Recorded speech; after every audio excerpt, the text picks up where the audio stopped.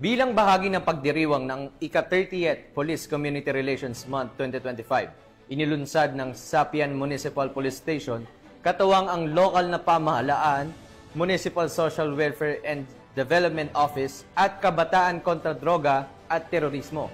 Ang aktibidad na pinamagatang Bola kontra Droga isang 2-day volleyball league na isinagawa sa Capiz. Yan ang balitang hatid ni Patrolwoman Charmaine Balunsat.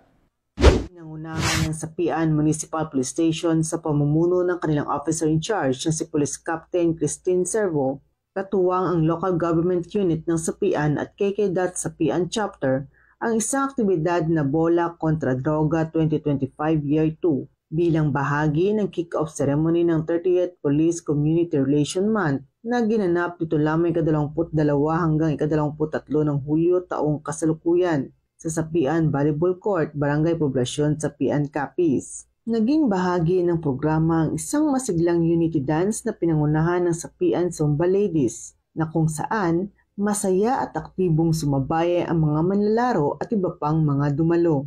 Dumalo sa makabuluhang aktibidad sina Pastor Noriel Olano, Kasimbayanan Faith-Based Volunteer, Attorney Jose Villanueva, Municipal Mayor ng Sapian, Mike Albert Amores, President ng Sapian Volleyball Club, Sapian Zumba Ladies, KK Sapian at ang mga kabataang atleta mula sa iba't ibang barangay ng Sapian na aktibong lumahok sa palaro. Layunin ng aktibidad na ito na maging mabisang plataporma upang hikayatin ang kabataan at komunidad na umiwas sa ilegal na droga. Sa pamamagitan nito, naipakita ng kapulisan ang kanilang malasakit sa mamamayan sa pagsulong ng malusog na pamumuhay, pagbibigay ng kaalaman tungkol sa masasamang epekto ng ilegal na droga at pagpapalakas ng pagkakaisa at suporta sa komunidad. Patuloy ang kapulisan ng Sapian PNP sa pagsasagawa ng ganitong mga uri ng aktibidad upang mas lalong mahikayat ang komunidad na iwasan ang ilegal na droga tungo sa mas ligtas at maayos na pamumuhay ng bawat isa dahil sa bagong Pilipinas ang gusto ng pulis, ligtas ka.